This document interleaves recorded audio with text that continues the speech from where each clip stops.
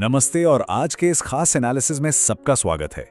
आज हम कुछ ऐसे मेंटल फ्रेमवर्क्स शेयर करने वाले हैं जो एक आम इंसान और एक सच में वेल्दी इंसान के बीच का असली फर्क तय करते हैं। ये कोई टेक्निकल फाइनेंस के कॉन्सेप्ट नहीं है बल्कि डीप साइकोलॉजिकल फ्रेमवर्क्स हैं। देखिए, पर्सनल फाइनेंस की एडवाइस तो आजकल हर जगह मौजूद है ना? 50-30-20 रूल कैसे फॉलो करें, बजट कैसे बनाएं, कौन सा म्यूचुअल फंड चुनें, ये सब इंटरनेट पर बिल्कुल फ्री में मिल जाता है। लेकिन क्या इस फ्री नॉलेज ने हर किसी को अमीर बना दिया है? बिल्कुल नहीं। तो सबसे बड़ा और सबसे दिलचस्प सवाल यही उठता है कि अगर सारी फाइनेंशियल नॉलेज फ्री में अवेलेबल है तो हर कोई वेल्थी क्यों नहीं है? असली बात यह है कि इसका जवाब टेक्निकल नॉलेज में नहीं छिपा है। अमीर बनने का जो असली सीक्रेट है ना, वो इंसान की अपनी साइकोलॉजी और पैसे को लेकर उसके नजरिए में होता है। ये पूरा का पूरा माइंडसेट का खेल है, सिर्फ मैथ्स या कैलकुलेशन का नहीं। और यहीं पर हमें टेक्निकल फाइनेंस और वेल्थ साइकोलॉजी के बीच का फर्क समझना होगा। वेल्थ क्रिएशन का मतलब सिर्फ ये जानना नहीं है कि कौन सा म्यूचुअल फंड चुने या बजट के रूल्स कैसे फॉलो करें। असल गेम है सिस्टम्स थिंकिंग डेवलप करना, जहां आज लिया गया एक सही डिसीजन कल के कई पॉजिटिव आउटकम्स में कंपाउंड हो जाए। जो सेल्फ मेड बिलियनियर्स होते हैं वो इसी लॉन्ग टर्म फ्रेमवर्क और गजब की रेजिलियंस का इस्तेमाल करते हैं। और यही वो साइकोलॉजिकल शिफ्ट है जो सिर्फ बैंक बैलेंस को ही नहीं बल्कि हमारी पूरी जिंदगी जीने के नजरिए को ट्रांसफॉर्म कर देता है। तो आज के इस एनालिसिस में हम इन 5 ट्रांसफॉर्मेटिव मेंटल मॉडल्स को कवर करेंगे। पहला, नेक्स्ट ऑर्डर थिंकिंग। दूसरा, एसिमेट्रिक रिस्क रिवॉर्ड। तीसरा, एंटी फ्रेजिलिटी। चौथा, कंपाउंड इंटरेस्ट ऑफ लर्निंग। पांचवा, इमोशंस अराउंड मनी। और अंत में छठा पॉइंट, द बिग पिक्चर। इनके साथ साथ हम इस माइंडसेट को डेवलप करने के लिए 3 प्रैक्टिकल स्ट्रैटेजीज भी देखेंगे। एक बहुत ही कमाल की जर्नी होने वाली है। तो चलिए बिना किसी देरी के शुरू करते हैं। शुरुआत करते हैं हमारे पहले मॉडल से, नेक्स्ट ऑर्डर थिंकिंग, जिसे द चेस प्लेयर्स माइंडसेट भी कहा जाता है। वेल्थी लोग अपनी जिंदगी के फैसले बिल्कुल शतरंज के खिलाड़ियों की तरह लेते हैं। वो सिर्फ आज का मूव नहीं देखते बल्कि आगे के कई सालों के नतीजों को पहले ही कैलकुलेट कर लेते हैं। चलिए इसे एक होम लोन के एग्जाम्पल से समझते हैं जो बहुत ही कॉमन है। फर्स्ट ऑर्डर थिंकिंग हमें क्या कहेगी? अरे सैलरी अच्छी है, होम लोन ले लेते हैं। लेकिन इसके बाद एक्चुअल में होता क्या है? स्टेप 1, हम होम लोन लेते हैं। स्टेप 2, हम अगले 15 या 20 साल के लिए एक फिक्स्ड ईएमआई से बंध जाते हैं। स्टेप 3, अब उस ईएमआई को हर महीने चुकाने के प्रेशर में हम अपनी मौजूदा नौकरी में पूरी तरह से स्टक हो जाते हैं। और फाइनली स्टेप 4, हमारे अंदर कोई भी बड़ा बिजनेस रिस्क लेने या करियर चेंज करने की हिम्मत ही नहीं बचती। एक सिंपल डिसीजन ने ग्रोथ और रिस्क लेने की कैपेसिटी का गला घोट दिया। वेल्थी माइंडसेट हमेशा इन फ्यूचर स्टेप्स के बारे में बहुत पहले सोच लेता है। अब आते हैं मॉडल नंबर 2 पर, एसिमेट्रिक रिस्क रिवॉर्ड, यानी जिंदगी के इस कसीनो को सही तरीके से कैसे खेला जाए। जब एक बार बेसिक एजुकेशन पूरी हो जाती है और फैमिली सपोर्ट की वजह से सर्वाइवल की टेंशन खत्म हो जाती है, मतलब ये गारंटी हो जाती है कि इंसान भूखा तो नहीं मरेगा, तब वेल्थी माइंडसेट वाले लोग अपने रिस्क और रिवॉर्ड के रेशो को ऑप्टिमाइज करना शुरू कर देते हैं।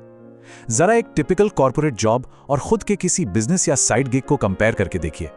कॉर्पोरेट जॉब में रिस्क और रिवॉर्ड बिल्कुल लीनियर चलता है।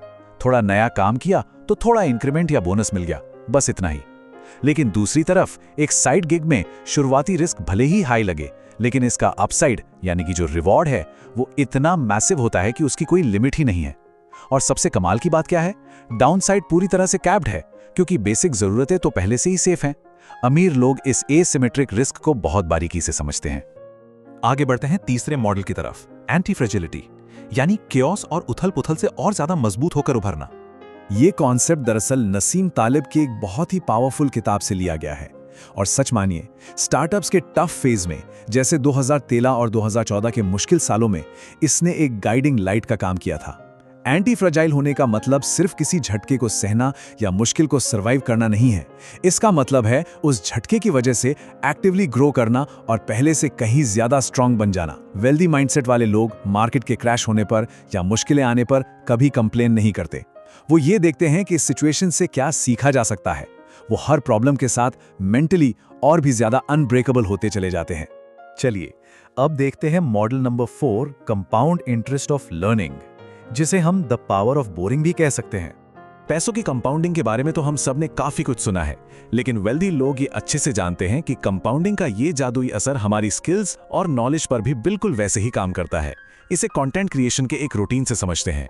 याद है 2020 में कोविड के टाइम पर हर कोई कंटेंट बना रहा था, सब में गजब का एक्साइटमेंट था।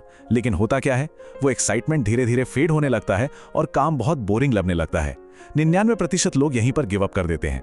लेकिन असली वेल्थ तब बनती है जब हम लगातार 5 सालों तक उस बोरिंग रूटीन पर टिके रहते हैं। 500 long form videos, 1500 short form videos, बिना रुके बस वही रिपीटेटिव काम करते रहना। यही वो पॉइंट है जो सही मायनों में सक्सेसफुल लोगों को बाकी दुनिया से अलग कर देता है। और इस बोरिंग रूटीन का अल्टीमेट रिजल्ट क्या होता है? 15 मिलियन, जी हां 1.5 करोड़ लोग। इस उबाऊ काम को लगातार करने से जो कंपाउंडिंग हुई, उसने 15 मिलियन क्यूमुलेटिव फॉलोअर्स का मैसिव आउटपुट दिया। ये इस बात का सीधा सबूत है कि बोरिंग चीजों को पुश करते रहने से ही सबसे भयंकर और अनइमेजिनेबल ग्रोथ मिलती है। अब बात करते हैं 5वें मेंटल मॉडल की, इमोशंस अराउंड मनी, यानी लॉजिक वर्सेस इंपल्स। पैसे का मामला हमें जितना प्रैक्टिकल लगता है ना, रियलिटी में वो उतना ही इमोशनल होता है। कई बार फाइनेंशियल डिसीजंस लॉजिक से नहीं बल्कि सिर्फ स्टेटस दिखाने या सडन इमोशंस की वजह से लिए जाते हैं। एक आम इन्वेस्टर का इमोशनल रिएक्शन कैसा होता है? जैसे ही टेस्ला का स्टॉक गिरा या किसी बड़ी कंपनी को कोई लीगल नोटिस आया तो पैनिक होकर सब कुछ बेच देना। लेकिन वेल्थी माइंडसेट ठीक इसके उलट काम करता है। वो इन डेली न्यूज या मार्केट नॉइज पर इंपल्सिव रिएक्ट नहीं करते, वो जूम आउट करके देखते हैं। उनका कंपनी की लॉन्ग टर्म स्ट्रैटेजिक वैल्यू पर पूरा भरोसा होता है और अपने जज्बात पर पूरा कंट्रोल। इसे एक बहुत ही शानदार कॉलेज मेटाफर से समझा जा सकता है। इमेजिन कीजिए कि एक 4 साल का कॉलेज प्रोग्राम चल रहा है। किसी एक दिन क्लास बहुत खराब हो जाती है और कुछ भी समझ नहीं आता, तो क्या उस एक खराब दिन की वजह से कॉलेज ड्रॉप आउट कर लेना समझदारी है? बिल्कुल नहीं, क्योंकि असली फोकस तो 4 साल बाद होने वाले उस बड़े ट्रांसफॉर्मेशन पर होना चाहिए। इन्वेस्टिंग और वेल्थ क्रिएशन में भी एग्जैक्टली यही होता है। डेली के जो उतार चढ़ाव हैं वो लॉन्ग टर्म में बिल्कुल मैटर नहीं करते। जरूरत है तो बस जूम आउट करने की और अपनी लॉन्ग टर्म ट्रेजेक्टरी पर टिके रहने की। और अब आते हैं हमारे आखिरी सेक्शन पर, the big picture beyond financial wealth. हमने इन 5 साइकोलॉजिकल मॉडल्स को डिकोड कर लिया है, लेकिन अब इन सब को एक साथ जोड़ने का वक्त आ गया है। इस पूरे डिस्कशन का अल्टीमेट गोल यही है कि अपने लिए ऐसा सिस्टम बनाया जाए जो सिर्फ पैसा ही ना दे, बल्कि उस वेल्थ को क्रिएट करते समय हमें बेहद खुशी दे और हमारी जिंदगी का पूरा कंट्रोल हमारे हाथ में रखे। सच्ची वेल्थ का मतलब सिर्फ बैंक अकाउंट में पड़े नंबर्स नहीं होते। और इस बिग पिक्चर को अचीव करने के लिए वो 3 प्रैक्टिकल स्ट्रैटेजीज हमेशा याद रखनी है। पहला, फर्स्ट ऑर्डर थिंकिंग से बचें और सिस्टम्स थिंकिंग डेवलप करें। दूसरा, अपने करियर में रिस्क रिवॉर्ड को एसिमेट्रिक बनाएं। और तीसरा, बोरिंग चीजों की कंपाउंडिंग पर पूरा भरोसा रखें। तो इस एनालिसिस के एंड में एक बड़ा सवाल हम सबको खुद से पूछना चाहिए, क्या ये ट्रांसफॉर्मेटिव मेंटल मॉडल्स हमारे वेल्थ क्रिएट करने के नजरिए को पूरी तरह से बदल देंगे, या फिर हमारे पुराने रटे रटाए फाइनेंशियल रूल्स की आदत छोड़ना अभी भी बहुत मुश्किल है? इन फ्रेमवर्क्स पर बहुत गहराई से सोचिएगा। ये सिर्फ पैसे की नहीं, जिंदगी बदलने की बात है। उम्मीद है आज का ये सेशन बहुत ही इंसाइटफुल रहा होगा। हमारे साथ जुड़ने के लिए बहुत बहुत शुक्रिया और हमेशा सीखते रहिए।